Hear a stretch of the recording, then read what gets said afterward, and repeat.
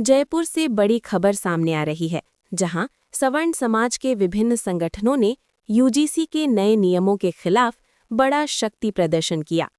बुधवार को रामनिवास बाग स्थित फुटबॉल क्लब ग्राउंड में आयोजित इस महापंचायत में हजारों लोग जुटे और सरकार के खिलाफ जोरदार विरोध दर्ज कराया।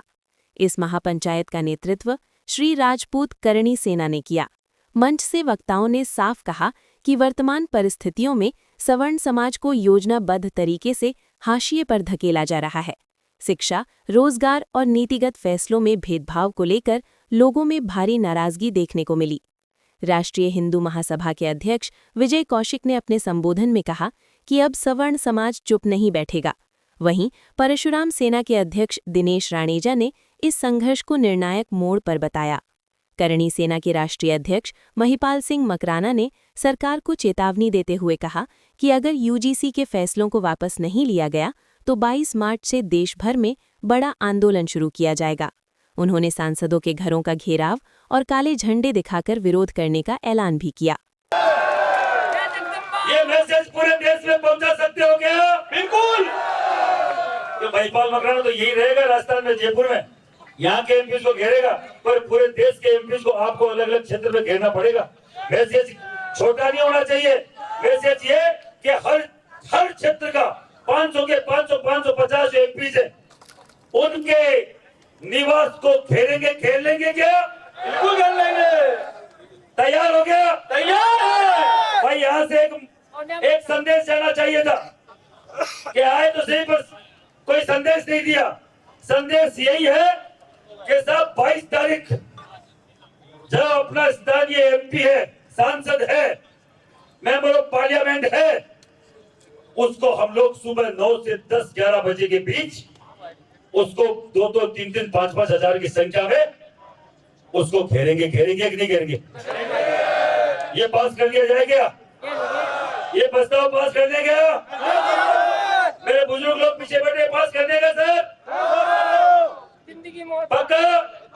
मेरी महिलाएं, मेरी माताएं, बहनें बैठिए, पारित कर देंगे इसको। और अगर फिर भी ये लोग नहीं माने तो क्या करेंगे? इस यूजीसी को जिंदा रखने के लिए क्या करेंगे, मैं पूछना चाह रहा हूं।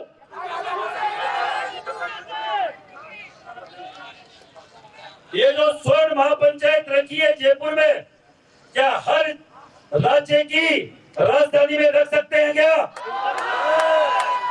अरे हर राज्य की राजधानी में रख सकते हैं क्या?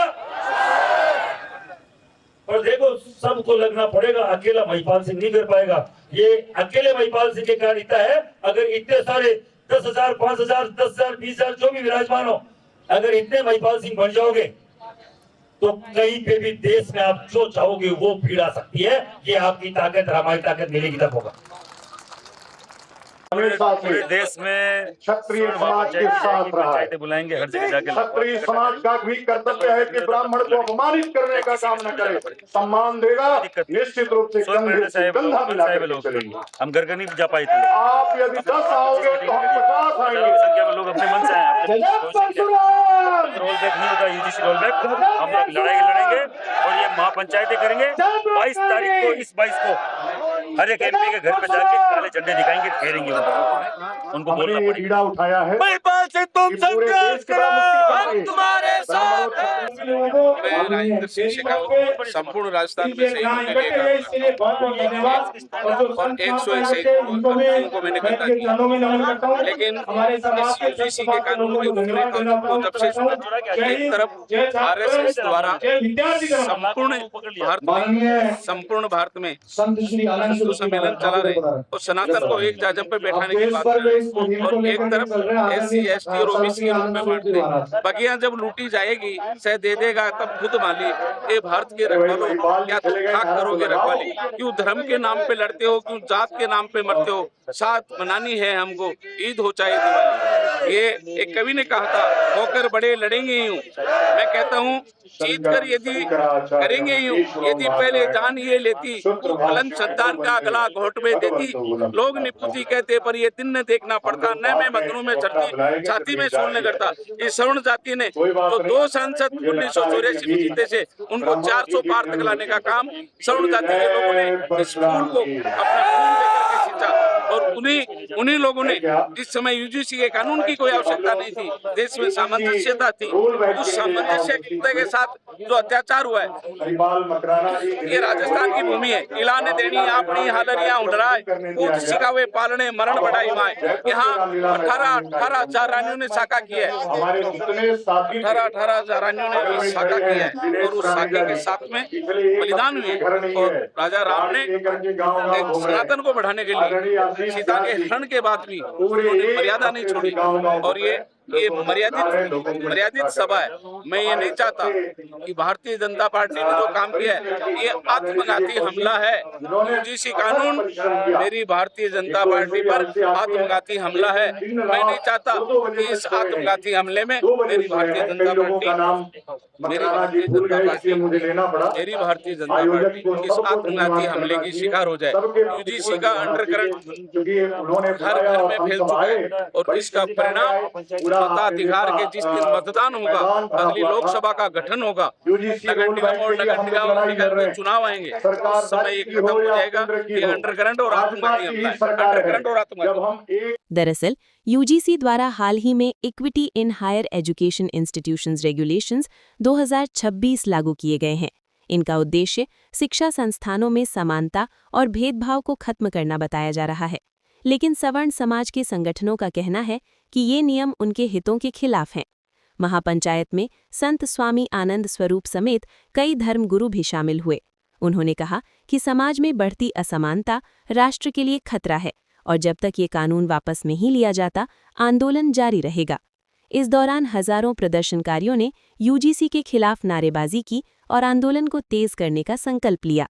कार्यक्रम के अंत में लोगों ने एकजुटता दिखाते हुए हनुमान चालीसा का पाठ किया और मोबाइल फ्लैशलाइट जलाकर विरोध दर्ज कराया।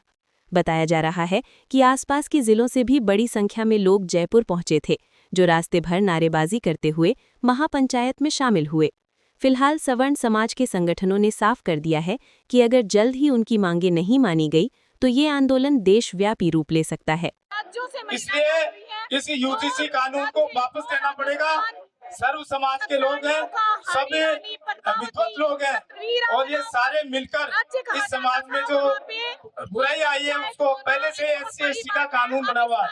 आपको मैं बताना चाहता हूँ कि ये प्रजातंत्र है और इसी प्रजातंत्र में आज तक SC/ST के लिए कई प्रकार के कानून बने हैं और उन कानूनों में बीच में आपने देखा होगा कि किस तरीके से SC/ST के लिए जब एक कानून है अभी दोबारा बिना जांच के उनको एक बार अंदर कर देंगे, उसमें हमारे किसी भी जो नेता है और पूरे देश के नेता उनमें से एक ने भी एक शब्द नहीं बोला। और जब SC/ST के लिए कोई बात आती है तो नेता उनके इस्तीफा दे देते हैं। ये हमें देखना चाहिए कि किस तरीके से स्वर्ण समाज को शोषित किया जा रहा है। और इसी यूजीसी में विश्वविद्यालय अनुदान आयोग में इसमें तो घर बैठे ही जो बच्चे हैं उनको आरोपित करके उनको बंद कर दिया जाता है। जिस तरीके से कोई PhD करेगा और वो बच्चा आगे निकल रहा है स्वर्ण समाज का, तो उस बच्चे को भी आरोपित कर सकते हैं। विश्वविद्यालय में कई प्रकार की हंसी मजाक की जाती है। उस हंसी मजाक में अगर गलती से किसी ने कुछ बोल दिया किसी के प्रति तो उसके ऊपर झूठा आरोप लगाया जाएगा और उसकी किसी प्रकार की सुनवाई नहीं होगी और उसको आरोपित करके उसको बंद कर दिया जाएगा। तो ये कानून स्वर्ण समाज के लिए बिल्कुल निराधार है। और ये जो कानून है जिस कमेटी ने बनाया उस कमेटी में स्वर्ण समाज के लोग भी थे, उसमें दिग्विजय सिंह जी थे, उसमें घनश्याम जी तिवारी थे और भी कई लोग थे। दूसरा बात, इसमें जो कमेटी बनेगी जो जांच करेगी उस कमेटी में मैं विजय कौशिक जी का बहुत आभारी हूँ, 8 तारीख को हम दिल्ली में आदरणीय दिनेश रानेजा का बहुत आभारी हूँ, आशीष व्यास का बहुत आभारी हूँ, आदरणीय मकराना साहब का बहुत आभारी हूँ कि इन्होंने मिलकर के इतने बड़े कार्यक्रम को अंजाम दिया।